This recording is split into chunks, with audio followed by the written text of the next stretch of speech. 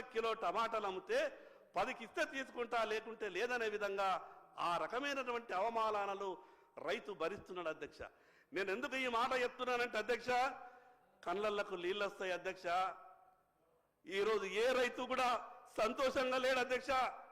మీరు రైతు బంధించిన రుణమాఫీ చేసినా కేవలం ఎన్నికలప్పుడు రాజకీయ మాటలు మనం మాట్లాడుతున్నాం, కానీ రైతు ఈ రోజు కూడా సంతోషంగా లేడు అధ్యక్ష.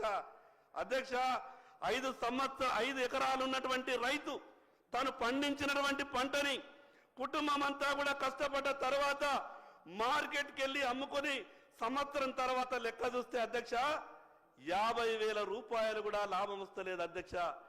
భార్యాభర్తలు ఇద్దరు వ్యవసాయం విడిచబెట్టి హైదరాబాద్ వచ్చి ఎక్కడనో వాచ్మెన్ చేస్తే ఏ ఇంట్లోనో పనిచేస్తే నెలకు 30,000 రూపాయలు సంపాదించే అవకాశం ఉన్నది. కానీ 5 ఎకరాలు ఉన్నటువంటి ఆసామి ఊళ్ళో వ్యవసాయం చేస్తే భార్య భర్త పిల్లలు కూడా అప్పుడప్పుడు బడికి సెలవులు ఉన్నప్పుడు చేనులో పనిచేస్తే సంవత్సరం తర్వాత 50,000 రూపాయలు కూడా మిగులుతలేవు అధ్యక్ష. ఇది రైతుకు ఉన్నటువంటి బాధ అధ్యక్ష. అధ్యక్ష, మన తీరే రైతుకు కూడా కోరికలు ఉంటాయి. నా పిల్లలు కూడా కార్పొరేట్ స్కూళ్ళల్లో చదవాలనుకుంటాడు, నా పిల్లలు కూడా కార్పొరేట్ కాలేజీల్లో చదవాలనుకుంటాడు, నా ఇంట్లో వాళ్ళకు కూడా కార్పొరేట్ ఆసుపత్రులలో వైద్యం చేయించాలనుకుంటాడు అధ్యక్ష. 50,000 రూపాయలు కూడా పంటకు చివరికి లెక్క చేస్తే మిగులుతలేవు. రైతు కార్పొరేట్ స్కూల్లో కానీ కార్పొరేట్ కాలేజీలో కానీ కార్పొరేట్ హాస్పిటల్లో కానీ వైద్యం చేయించుకునే పరిస్థితి లేదు, చదువు చెప్పించుకునేటువంటి పరిస్థితి లేదు అధ్యక్ష. రైతు మనందరికీ అన్నం పెడుతున్నాడు. ముఖ్యమంత్రి గారు సభలో ఉన్నారు, పెద్ద మనసుతో ఈ విషయం మీద ఆలోచించాలన్న ఆలోచనతోనే నేను చెప్తా ఉన్నా. రైతు పిల్లలు ఏ కార్పొరేట్ ఆసుపత్రిలో చదువు చదివినా, ఏ కార్పొరేట్ హాస్పిటల్లో ట్రీట్మెంట్కి వెళ్ళినా 90% సబ్సిడీతో వాళ్లకు ట్రీట్మెంట్ జరగాల, చదువులు చెప్పాల. ప్రభుత్వం తరఫున ఒక మాట వస్తుంది, లేదు ఏ కార్పొరేట్ ఆసుపత్రిలో చదివినా మేము ఫీజు రియంబర్స్మెంట్ ఇస్తున్నాం కదా, ఏ కార్పొరేట్ హాస్పిటల్కి వెళ్ళినా ట్రీట్మెంట్ కొరకు మేము రాజీవ్ ఆరోగ్యశ్రీ ఉన్నది కదా అని ప్రభుత్వం మాట్లాడచ్చు అధ్యక్ష. నేను ప్రభుత్వానికి మీ ద్వారా ఒక విజ్ఞప్తి చేస్తా ఉన్నా.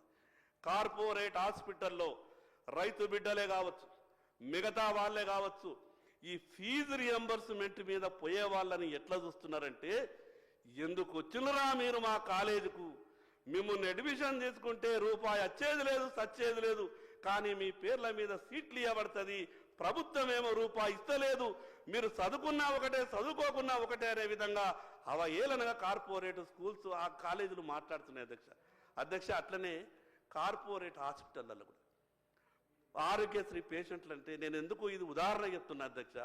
రైతు ఆదిలాబాద్ నుంచి హైదరాబాద్కు ట్రీట్మెంట్ కొరకు వచ్చిండు, నిమ్స్కు పోయితే నిమ్స్కు తప్ప ఎల్ఓసి వేరే దిక్కు లేకుండే, వేరే హాస్పిటల్కి వెళ్తే ఆరోగ్యశ్రీ లేదు అని బయటకు వెళ్ళగొట్టారు సార్.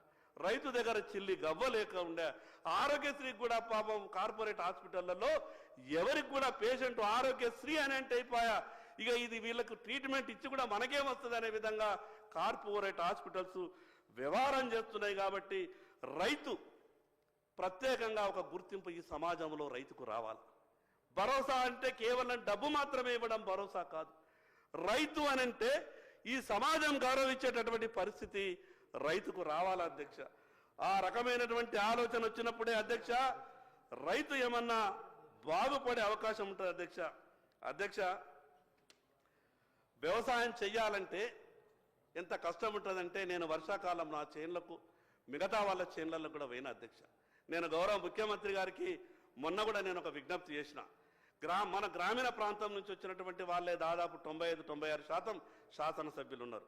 సార్, వర్షాకాలం వ్యవసాయం చేయడానికి చేన్లకు పోవాలంటే రోడ్లు ఉండయి సార్, ఎరువులని నెత్తి మీద ఎత్తుకొని పోతే కానీ, ట్రాక్టర్తోని కానీ ఆటోలు కానీ 4 ఎరువుల బస్తాలు వేసుకొని వ్యవసాయం చేయడానికి చేన్లకు తీసుకుపోతామనంటే పోలేనటువంటి పరిస్థితుల్లో ఉంటాయి. కాబట్టి నేను మీ ద్వారా గౌరవ ముఖ్యమంత్రి గారికి విజ్ఞప్తి చేస్తా ఉన్నా, వచ్చేటటువంటి బడ్జెట్లో కానీ వ్యవసాయ పొలాలకు వ్యవసాయ చేన్లకు రోడ్లు అనే విధంగా మీరు ఈ కార్యక్రమాన్ని తీసుకురండి. రైతులంతా కూడా సంతోషపడతారు. వర్షాకాలం వాళ్లకు చేన్లకు పోవాలంటే విపరీతమైనటువంటి కష్టం ఉంటుంది. ఎంత బురద ఉంటుందంటే ఎడ్లు దిగబడతాయి, బండి దిగబడుతుంది. ఎవరినైనా చేన్లకు పనికి పిలిస్తే కూడా ఎవరు రారు. అందుకు గ్రామానికి పోవడానికి ఎంత ఇంపార్టెంటో రైతులు చేన్లకు పోవడానికి కూడా రోడ్లు అంత ఇంపార్టెంట్. కాబట్టి బడ్జెట్లో వచ్చేసారి సరి అయినటువంటి కేటాయింపులు చేసి మీ 4 సంవత్సరాల ఈ పీరియడ్లో ఈ రాష్ట్రంలో ఉన్నటువంటి రైతులందరికీ చేన్లకు పొలాలకు పోవడానికి రోడ్లేసే విషయంగా మీరు చర్యలు తీసుకోవాలని విజ్ఞప్తి చేస్తున్నా అధ్యక్ష. పెద్ద పెద్ద కంపెనీలు ఏ లోన్ తీసుకున్నా కూడా కొలాటరల్ గ్యారంటీ లేకుండా వాళ్ళకు లోన్ ఇస్తారు. వ్యవసాయం చేసుకునే రైతులకు కూడా తన సొంత ఇల్లు కట్టుకోవాలని కోరుకుంటుంది. ఈ గడిచిన 10 సంవత్సరాలలో ఏ రైతు ఇల్లు కట్టుకుందామన్నా కూడా ప్రభుత్వం ఇల్లు ఇవ్వలేదు. పోనీ తనకు తానే సొంతం కట్టుకుంటా అంటే బ్యాంకుకు వెళ్తే అధ్యక్ష గ్యారంటీ ఏమి ఇస్తావు అని అంటుండే. రైతు దగ్గర ఏముంటుంది అధ్యక్ష? తను చేసుకుంటున్నటువంటి పొలం ఉంటుంది, చేను ఉంటుంది. కానీ బ్యాంకులు ఏమంటాయి? నీ వ్యవసాయ భూమిని మేము తాకట్టు పెట్టుకొని నీ ఇల్లు కొరకు లోన్ ఇవ్వము అని అంటారు. మరి రైతు ఇల్లు ఎట్లా కట్టుకుంటారు అధ్యక్ష? మిగతా వాళ్ళకేమో 100,000 కోట్ల రూపాయలు ఎటువంటి గ్యారంటీ లేకుండా బ్యాంకులు లోన్ ఇస్తాయి.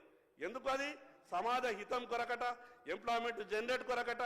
రైతు కూడా అధ్యక్ష మనకు తెలియకుండానే 10 ఎకరాలు ఉన్నటువంటి రైతు రోజుకు 7 నుంచి 8 మంది కూలీలకు ఉపాధి ఇస్తాడు. తనకేం మిగులుతలేదు రైతు. కానీ రైతు మాత్రం తాను 10 ఎకరాలు ఉన్నటువంటి ఒక ఆసామి 600 నుంచి 700 మందికి సంవత్సరం కూలీ ఇస్తాడు అధ్యక్ష. రైతు కూడా ఒక ఇండస్ట్రియలిస్ట్ కన్నా ఎక్కువ ఈ సమాజానికి ఉపయోగపడుతున్నాడు. తనకేం మిగులుతలేదు, కానీ తను మాత్రం మిగతా వాళ్ళకి ఉపాధి ఇచ్చేటటువంటి పని చేస్తున్నాడు. కాబట్టి నేను గౌరవ ముఖ్యమంత్రి గారికి ఒక విజ్ఞప్తి చేస్తా ఉన్నా. ఈ రాష్ట్రంలో ఏ రైతైనా సరే తను 10 లక్షల రూపాయల వరకు ఇల్లు కట్టుకుంటానంటే, ఎందుకంటే ప్రభుత్వం ఇచ్చేటటువంటి ఇళ్లతోని 100% మనం ఇయ్యలేము, అది సాధ్యమయ్యేటటువంటి పని కాదు. కానీ తనిచ్చి తాను రైతు బ్యాంక్ వెళ్ళి నేను ఇల్లు కట్టుకుంటానంటే ఎటువంటి గ్యారంటీ లేకుండా ఇల్లు ఇచ్చే విధంగా బ్యాంకర్లకు తోని ఏదన్నా ఒక సమన్వయం చేసి, అవసరమైతే ఢిల్లీ లెవెల్లో మీరు వెళ్ళినప్పుడన్నా కానీ ఒక రిప్రజెంటేషన్ చేసి ఈ రైతులకి సాయం వచ్చే విధంగా ప్రయత్నం చేయాలని మీ ద్వారా గౌరవ ముఖ్యమంత్రి కోరుతున్నాను అధ్యక్ష. ఎన్ఆర్ఈజెస్ అని అంటే పెద్దలేమని అనొచ్చు, ఇది మీ కేంద్రమే కదా, అక్కడ ఉన్నటువంటి మీ ప్రభుత్వమే కదా, మీరు తెచ్చుకుంటే అయిపోతుంది అని చెప్పి. శంకర్ గారు ప్లీజ్ సార్, నేను 15 నిమిషాలు ఈ రైతు భరోసాకు రైతు భరోసాకు పరిమితమై మాట్లాడండి. Okay sir. ఎన్ఆర్ఈజెస్ నేను ఎందుకంటే సార్ భరోసా అంటే నేను అనేది ఎకరానికి ఇంత ఇస్తే అయిపోదు. ఈ మిగతా అన్ని కూడా మీరు ఇచ్చేటటువంటి భరోసానే. ఈ ప్రభుత్వానికి చాలా మంచి పేరు వస్తుంది సార్, ఇవి వేస్తే చాలా మంచి పేరు వస్తుంది. ఎన్ఆర్ఈజెస్ అనేది సార్ ఈ వ్యవసాయానికి అనుసంధానం చెయ్యాలి. నేను గతంలో కూడా కేంద్ర వ్యవసాయ శాఖ మంత్రి గారికి నేను ఒక రిప్రజెంటేషన్ ఇచ్చినాం. వాళ్ళు ఏమన్నారు అని అంటే, మీ రాష్ట్ర ప్రభుత్వాన్ని ఒక ఆలోచన చెయ్యమని చెప్పండి, మేము త్వరలోనే దీనికి సంబంధించినటువంటి అధికారాలన్నీ కూడా రాష్ట్ర ప్రభుత్వానికి ఇస్తున్నాం. వ్యవసాయానికి ఏ రకంగా అనుసంధానం చేస్తే బాగుంటుందో, రైతుకు ఏ రకంగా మద్దతు కాగలుగుతుందో దానికి ఒక మీటింగ్ ఏర్పాటు చేసి ఈ రాష్ట్ర ప్రభుత్వ సలహాలు సూచనలు పంపితే మేము ఆలోచిస్తామని చెప్పారు. కాబట్టి ఈ ఎన్ఆర్ఈజెస్ కూడా వ్యవసాయానికి అనుసంధానం చేసే విధంగా ప్రభుత్వం చర్యలు తీసుకోవాలని మీ ద్వారా విజ్ఞప్తి చేస్తున్నా అధ్యక్ష. ఇంకొక విషయం, ఇది చాలా ఇంపార్టెంట్ విషయం, గౌరవ ముఖ్యమంత్రి గారు ఈ మాటని వినాలని మీ ద్వారా విజ్ఞప్తి చేస్తా ఉన్నా. ఈరోజు వ్యవసాయ అనుబంధ పరిశ్రమలు రావాల్సినటువంటి అవసరం ఉంది. ఎందుకు అనంటే, రైతు మిర్చిని అమ్మితే 60 రూపాయలు కిలో వస్తే అదే కారం పొడి వేసి అమ్మితే 110 రూపాయల కిలో వస్తూ ఉన్నది. మిర్చిని డైరెక్ట్గా రైతు అమ్మితే 60 రూపాయలే, దాని కారం పొడి వేసి అమ్మితే 110 రూపాయలు, అంటే కిలోకు 50 రూపాయల తేడా వస్తున్నది. అందుకే నేనేమంటున్నానంటే వ్యవసాయ అనుబంధ పరిశ్రమలు గ్రామాలలో రావాలా అధ్యక్ష. ఇలా కేంద్ర ప్రభుత్వం ఒక గొప్ప ఆలోచన చేస్తుంది. ఈ నేచురల్ గ్యాస్కు సంబంధించి, బయోగ్యాస్కు సంబంధించింది, నేచురల్ గ్యాస్ సంబంధించినటువంటి కొన్ని విషయాల మీద రైతులకు ఎటువంటి గ్యారంటీ లేకుండా 25 కోట్ల రూపాయలు ఇవ్వాలన్న ఒక గ్రూప్ ఉంటే 25 కోట్ల రూపాయలు ఆర్బీఐ ఎటువంటి గ్యారంటీ లేకుండా ఇవ్వాలని ఆలోచిస్తున్నది. కాబట్టి కనీసం పైలట్ ప్రాజెక్టుగా మండలానికి ఒకటి అటువంటి నేపర్ గడ్డి సార్, ఎటువంటి ఖర్చు లేకుండా రైతు ఆ గడ్డిని పండిస్తాడు. ఆ గడ్డిని ఫ్యాక్టరీకి వేస్తే ఎకరానికి 2.5 లక్షల రూపాయల లాభం వస్తాయని చెప్తాడు. నేను మొన్న మహారాష్ట్రలో ఒక ప్రాజెక్టు చూసి వచ్చిన, గౌరవ ముఖ్యమంత్రి గారికి, వ్యవసాయ శాఖ మంత్రి గారికి మీ ద్వారా విజ్ఞప్తి చేస్తా ఉన్నాను. ఒక టీంని ఇమీడియట్గా పంపండి. అది ఎందుకంటే ఈ రాష్ట్రంలో ఉన్నటువంటి రైతులందరికీ కూడా ఉపయోగకరంగా ఉంటుంది. అదేవిధంగా అధ్యక్ష, పంటల బీమా పథకం. ఈ పంటల బీమా పథకం గురించి నేను ఎందుకు చెప్పే ప్రయత్నం చేస్తున్నానంటే అధ్యక్ష, నేను గతంలో ఆదిలాబాద్ నుంచి 150 మంది రైతులని ముఖ్యమంత్రి ఇల్లు ముట్టడికి తీసుకొని వచ్చిన. అప్పుడు ఎట్లుంటుండే అధ్యక్ష, కంచలేసి హైదరాబాద్ కూడా రాలేకపోతుంటివి. కానీ నేను ఆదిలాబాద్ నుంచి రైతుల్ని తిరుపతి పోతున్నామని పోలీసు వాళ్ళకి చెప్పి, పోలీసు వాళ్ళ ఇంటెలిజెన్స్ నిఘా ఇంతమంది రైతులు ఎడబోతున్నారు అని అంటే, మేము తిరుపతి పోతున్నామని చెప్పి హైదరాబాద్కి వచ్చి, నేను అక్కడ ఉన్నటువంటి ప్రగతి భవన్ ముందు ఐటీసీ హోటల్ ఉంటుంది. నేను 15 రూములు తీసుకొని ఐటీసీ హోటల్లో రైతులని ఉంచి ఉదయం 7 గంటలకు ప్రగతి భవన్ ముట్టడి చేసి లోపాల దాకా వచ్చినాం అధ్యక్ష. ఎందుకు వచ్చినాము అని అంటే, కేంద్ర ప్రభుత్వం ప్రవేశపెట్టేటువంటి ఫసల్ బీమాని రాష్ట్ర ప్రభుత్వం అమలు చేస్తలేదు, రాష్ట్ర ప్రభుత్వం కట్టాల్సిన ప్రీమియం కడతలేదు అని అంటే, ఆ రోజు మా మీద లాఠీ చార్జ్ చేసిండ్రు, నా మీద కేసులు పెట్టిండ్రు, రైతుల మీద కేసులు పెట్టిండ్రు. ఇప్పటిదాకా కేసులను ఎదుర్కొంటున్నాం అధ్యక్ష. పంటల బీమా పెడితే రైతులకు ఎందుకు గొప్ప భరోసా వస్తుందంటే, ప్రభుత్వం మీద భారం కూడా తక్కువైతుంది, రైతులకు భరోసా కూడా వస్తుంది. గొప్పగా చెప్పిండ్రు. నేను చాలా సంతోషపడ్డా. గౌరవ ముఖ్యమంత్రి గారు ఒక మాట అన్నారు, ఆంధ్రప్రదేశ్ రాష్ట్రంలో రైతుల బీమాకు సంబంధించినటువంటి ఆ ప్రీమియంని రాష్ట్ర ప్రభుత్వమే కడుతున్నది, ఈ తెలంగాణ రాష్ట్రంలో కూడా కడతాము అని అంటే నేను చాలా సంతోషపడ్డా. నేను అగ్రికల్చర్ కమిషనర్ గారికి పదే ఫోన్ చేసి అడుగుతుంటే, ముఖ్యమంత్రి కార్యాలయం దగ్గర ఉన్నది అని అంటే, నేను గౌరవ ముఖ్యమంత్రి గారికి విజ్ఞప్తి చేస్తా ఉన్నా, అన్న ఈ పంటల బీమా పథకం మీరు అమలు చేస్తే ప్రభుత్వం మీద భారం తక్కువైతుంది, రైతులకు కూడా ఎప్పుడు కాలం కలిసి వచ్చినా కలిసి రాకపోయినా, వర్షాలు ఎక్కువ వచ్చినా తక్కువ వచ్చినా ఆ బీమాలో కవరేజ్ ఉంది. కాబట్టి పంటల బీమా పథకాన్ని అమలు చేయవలసిందిగా ఈ ప్రభుత్వానికి విజ్ఞప్తి చేస్తా ఉన్నా. మరి అదేవిధంగా అధ్యక్ష, విత్తనాల చట్టం రైతుకు చాలా మోసం జరుగుతుంది అధ్యక్ష. ఎప్పుడో తారదోద తరుణం నాటి ఆ విత్తనాల చట్టం ఉన్నది, ఆ చట్టాన్ని మార్చాలి అధ్యక్ష. విత్తనాలలో రైతులు మోసపోతే ఆ రైతు సంవత్సరం అంతా కూడా కోలుకోలేడు అధ్యక్ష. ఎందుకంటే దానికి ఒక టైం ఉంటుంది. ఆ టైంలో మొలకెత్తకుంటే తిరిగి మళ్ళీ విత్తనాలు తీసి మొలకెత్తినా కూడా వచ్చి మళ్ళీ ఒక నెల 15 రోజులు గ్యాప్ అయిపోతుంది. సరి అయిన రీతిలో పంట దిగుబడి రాదు. విత్తన సమయంలోనే రైతు మోసపోతున్నాడు. ఏమైనంటే చట్టాలు ఉన్నాయి, కోర్టులు ఉన్నాయి కాబట్టి ఈ చిన్న కేసులు పెట్టంటే వాళ్లకు కోర్టుకు పోకముందే పోలీస్ స్టేషన్లలో బెయిల్ వస్తున్నాయి. నేను అందుకే మీ ద్వారా ప్రభుత్వానికి విజ్ఞప్తి చేస్తా ఉన్నా, ఎవరైతే డూప్లికేట్ విత్తనాలు ఇచ్చి రైతులను మోసం చేస్తారో వాడు కనీసం ఒక 90 రోజులు కూడా బయటకు రావద్దు. అటువంటి కఠినతరమైనటువంటి చట్టాలు కావాలి.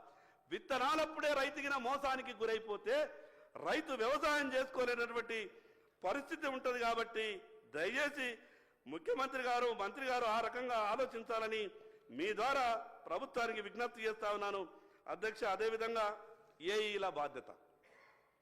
ఏఈలు రైతులకు ఎప్పటికప్పుడు సాంకేతిక పరంగా సలహాలు ఇచ్చి ఈ వంగడాలు బాగుంటాయి, ఈ పంటలు బాగుంటాయి అనే విధంగా ఎప్పటికప్పుడు వాళ్ళకు సలహాలు రావాలి.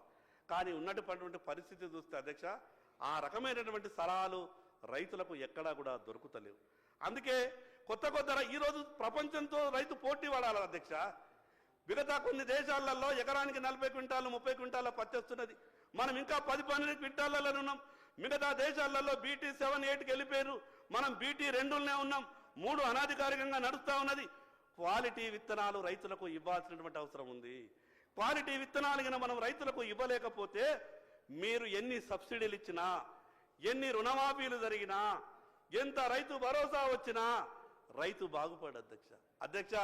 ఒక వింత పరిస్థితి నడుస్తూ ఉన్నది. అదేంటంటే ఎన్నికల కన్నా ముందు మాత్రమే రాజకీయ పార్టీలు రైతుల విషయంలో మేనిఫెస్టోలు ఎంత గొప్పగా తయారు చేస్తున్నారనంటే, ఆ ఏ రాజకీయ పార్టీ అయినా కానీ, అది TRS party, Congress party, BJP, ఇంకో పార్టీ కాదు, ఎన్నికల కన్నా ముందు రాజకీయ పార్టీల ఆతృత రైతుల విషయంలో ఏ రకంగానైతే ఉంటున్నదో, అధికారం వచ్చిన తర్వాత మాత్రం అధ్యక్ష ఆ ఇచ్చినటువంటి హామీల మీద ఆ గొప్పగా ఆలోచన ఉంటే రైతులు ఎప్పుడు కూడా వాళ్ళని మర్చిపోరు అధ్యక్ష.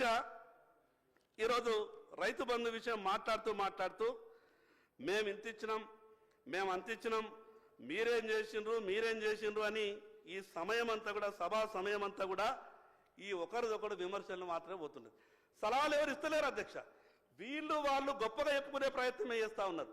మేము ఇంత చేసినాం కదా, మీ నాయకుడు గిట్లా చేసిండు కదా, మీ నాయకుడు గిద్దిన్నాడు కదా, ఈ రకమైనటువంటి మాటలు తప్పితే ఏం చేస్తే రైతుకు బాగుంటుందో అని ఏ రాజకీయ పార్టీ కూడా సలహాలు ఇచ్చేటటువంటి ప్రయత్నం చేస్తలేదు. నేను వ్యవసాయ శాఖ మంత్రి గారికి మీ తరఫున ఒక విజ్ఞప్తి చేస్తున్నా అధ్యక్ష. రైతుకు ఈరోజు పనిముట్లు చాలా అవసరం. గతంలో 10 ఏళ్ళు ఈ రాష్ట్రాన్ని పరిపాలించినటువంటి ఒక పార్టీ ప్రభుత్వం ట్రాక్టర్లు ఇచ్చింది అధ్యక్ష. ఎవరికి ఇచ్చిందో తెలుసా అధ్యక్ష? టీఆర్ఎస్ పార్టీ కార్యకర్తలకు మాత్రమే ఇచ్చింది అధ్యక్ష. రైతు ఒక పార్టీ కార్యకర్తనో, రైతుకు ఒక కులమో లేదు అధ్యక్ష. నిజంగా వ్యవసాయం చేసుకునే రైతులకు ఇస్తే బాగుంటుంది కదా అధ్యక్ష. నీ పార్టీ కార్యకర్తలకే వ్యవసాయ పనిముట్లు ఇస్తుంటే అది ఏ రకమైనటువంటి మంచి జరుగుతుంది అధ్యక్ష. నేను అందుకే వ్యవసాయ శాఖ మంత్రి గారికి మీ ద్వారా విజ్ఞప్తి చేస్తా ఉన్నాను.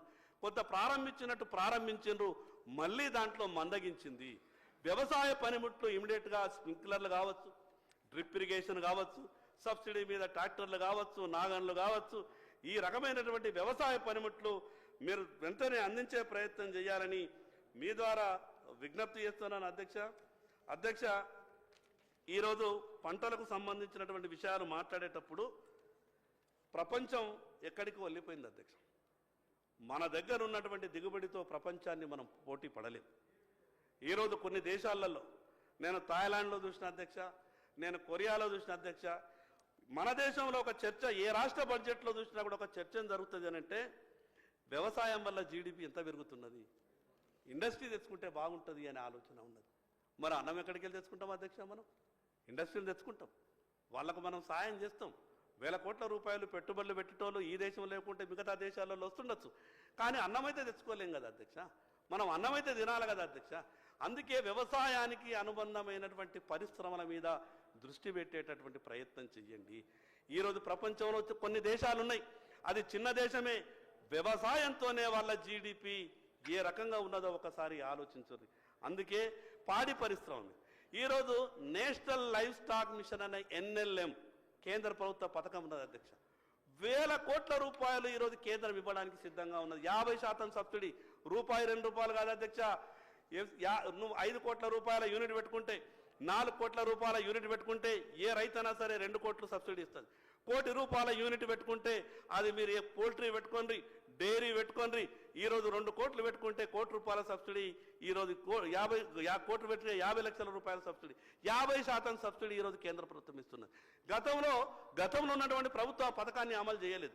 కానీ దురదృష్టం ఏంటంటే అధ్యక్ష, కేంద్ర పథకం అనే అంటే గతంలో ఎక్కడ భారతీయ జనతా పార్టీకి పేరు వస్తుందో, ఎక్కడ నరేంద్ర మోడీ జపం జరుగుతుందని ఏ పథకాన్ని రానిచ్చేటటువంటి ప్రయత్నం ఆపుతుండే, ఏ పథకాన్ని రానియలేదు.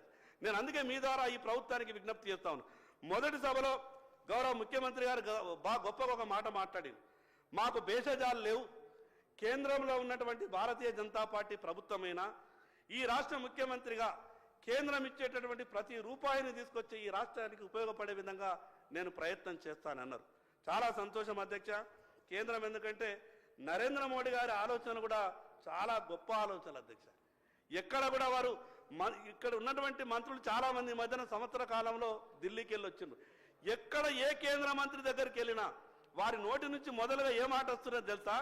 మాకు ప్రధానమంత్రి గారు ఒక మాట చెప్పిండ్రు, ఏ రాష్ట్రంలో ఏ ప్రభుత్వం ఉన్నా కూడా సంబంధం లేదు, మీ రాష్ట్రానికి కావలసినటువంటి అన్ని విషయాల్లో పూర్తిగా సహకరిస్తామని ప్రతి కేంద్ర మంత్రి ఈ రాష్ట్రం నుంచి వెళ్ళేటటువంటి మంత్రులకు చెప్తున్నారు అధ్యక్ష. అంతకన్నా ఎక్కువ ఉదారత, అంతకన్నా గొప్ప మనసు ఇంకేం కావాలి అధ్యక్ష? అందుకే నేను ప్రభుత్వానికి మీ ద్వారా ప్రభుత్వానికి ఒక విజ్ఞప్తి చేస్తా ఉన్నా అధ్యక్ష. రాజకీయాలు చేసేటప్పుడు రాజకీయ విమర్శలు చేసుకుందాం, ఎన్నికల. కానీ ఇంకో దురదృష్టం ఏంటంటే అధ్యక్ష, నాకు ఒకటి అర్థమైతలేదు. కొత్తగా వచ్చిన సభ్యుని నేను రెగ్యులర్గా ఎమ్మెల్యే కాకన్నా ముందే నేను కొన్ని కలలు కన్నా అధ్యక్ష. ఈ ఉమ్మడి ఆంధ్రప్రదేశ్ సభలో ధర్మాన ప్రసాదరావు గారు మాట్లాడినటువంటి స్పీచ్ని, తుమ్మల నాగేశ్వరరావు గారు మాట్లాడినటువంటి మాటల్ని, నోముల నరసింహయ్య గారు మాట్లాడినటువంటి మాటలని, విద్యాసాగర్ రావు గారు మాట్లాడినటువంటి మాటలని, పయ్యావుల కేశవ్ గారు మాట్లాడినటువంటి మాటలని నేను బాగా ఇదే ప్రయత్నం చేస్తుంటే, నేను ఎందుకు 20 సంవత్సరాల క్రితమే 15 ఏళ్ల క్రితమే ఈ మాటలు బాగా స్పీచ్లో వింటుండే. నేను యూట్యూబ్లో ఈ మాటలు పెట్టుకొని వింటున్నప్పుడు నా మిత్రులు అంటుండే, నువ్వు ఎందుకు వీళ్ళ అన్ని స్పీచ్లు గంటలు వింటున్నావు అంటే నేను వాళ్ళతో ఒక మాట అంటుండే, రేపు నేను అసెంబ్లీకి వెళ్ళాలా, అసెంబ్లీకి వెళ్ళిన తర్వాత ఈ రాష్ట్రంలో ఉన్నటువంటి సమస్యలన్నీ వాళ్ళు మాట్లాడినట్టే నేను కూడా మాట్లాడాలని కోరిక, బలమైనటువంటి కోరిక ఉన్న కారణంగా నేను అవన్నీ స్పీచ్లు ఉంటుండే. నిన్న అధ్యక్ష ఒక విషయం మీద నాకు అవకాశం ఇస్తారని నేను బాగా ప్రిపేర్ అయి వచ్చిన. నిన్న వీళ్ళ గొడవ వాళ్ళ గొడవ చూస్తే 3:30 గంటలు పోయింది. మేమేమో కొత్తగా వచ్చిన వాళ్ళం ప్రిపేర్ అయ్యి రాత్రి 2 గంటలకు 3 గంటలకు లేచి చదువుకుంటున్నాం. ఏమేమున్నది ఎట్లెట్లున్నది కొంచెం మాట్లాడదామని.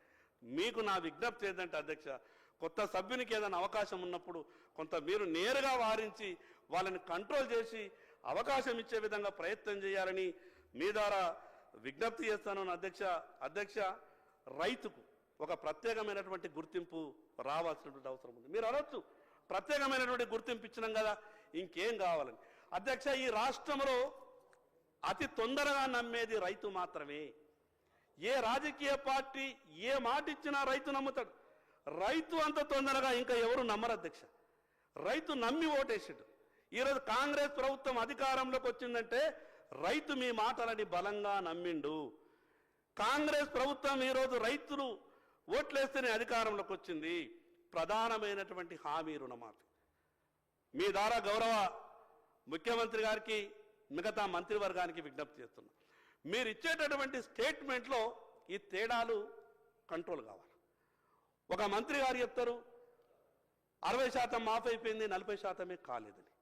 ఇంకొకరు చెప్తారు 70 అయింది, 30 కాలేదని. అసలు ఒక కంక్లూజన్కు రండి.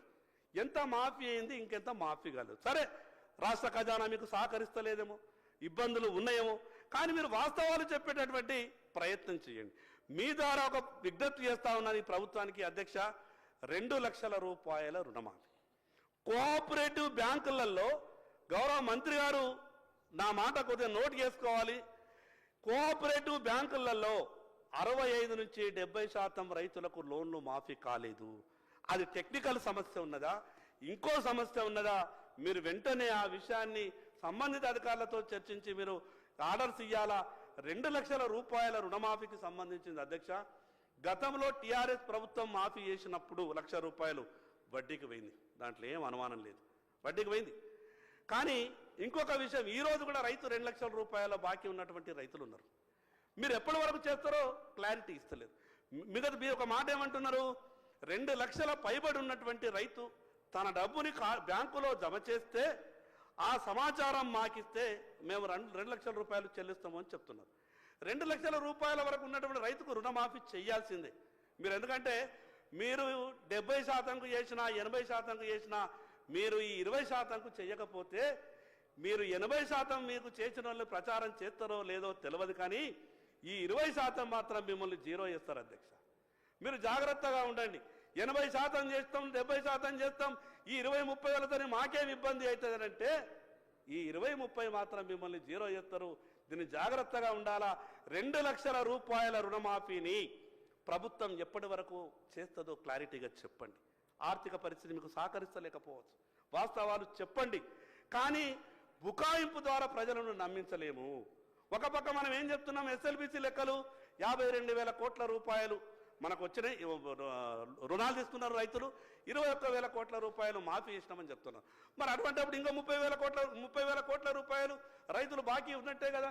దాంట్లో 10,000 కోట్ల రూపాయలు వేరే అప్పులు ఉన్నా కూడా ఇంకా 22,000 కోట్ల రూపాయలు అప్పు ఉన్నట్టే కదా.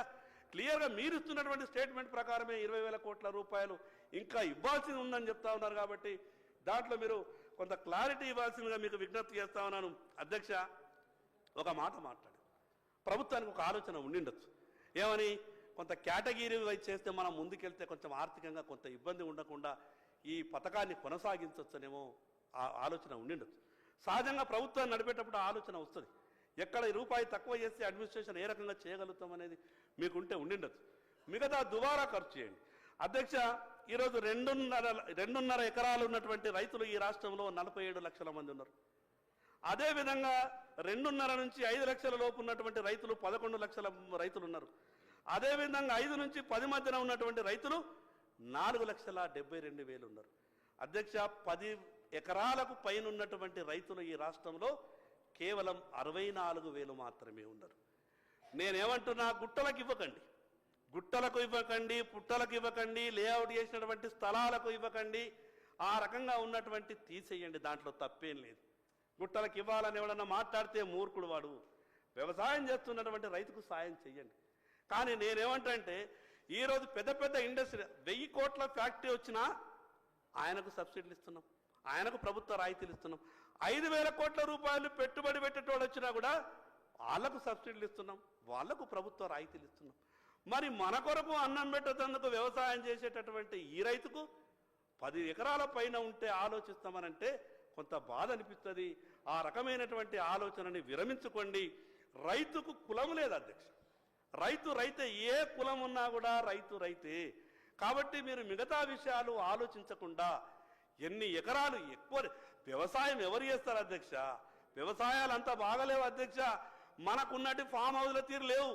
దురదృష్టం ఏంటంటే నాయకులకు ఈ మధ్యన ఫామ్ హౌస్లు అయిపోయింది. ఆ నాయకులకు ఏమనిపిస్తాయంటే నా ఫామ్ హౌస్ ఎట్లున్నదో మిగతా ఊళ్ళల్లో రైతుల వ్యవసాయాలు కూడా గట్లనే ఉన్నాయనుకుంటాడు. కానీ నువ్వు కట్టుకున్నట్టు 20 కోట్లు పెట్టి ఫామ్ హౌస్ల రైతుకి ఇల్లు లేదు, నీకున్నది. నీ ఫామ్ హౌస్ తీరు రైతు వ్యవసాయం లేదు. అది ఏ రాజకీయ పార్టీ అయినా ఏ నాయకుడైనా కానీ ఆలోచించాలా. ఈ సభ ఆలోచించకుంటే రైతుల గురించి ఇంకెవరు ఆలోచిస్తారు అధ్యక్ష? అందుకే నేను మీ ద్వారా గౌరవ ముఖ్యమంత్రి గారికి విజ్ఞప్తి చేస్తా ఉన్నాను. మీరు ఏది ఆలోచించకుండా ఎన్ని ఎకరాలు చేసినా సరే మహా అంటే 20 ఎకరాలు 25 ఎకరాల కన్నా ఎక్కువ ఏ రైతు వ్యవసాయం చేస్తలేడు అధ్యక్ష. మహా అంటే 20 ఎకరాలు. ఆ 20 ఎకరాలు చేసే వాళ్ళు కూడా 5% ఉంటారో ఉండరు. ఎక్కువలైతే 5 ఎకరాలు 2 ఎకరాలు 3 ఎకరాలు ఆ రకంగానే చేస్తూ ఉన్నారు. కాబట్టి మిగతా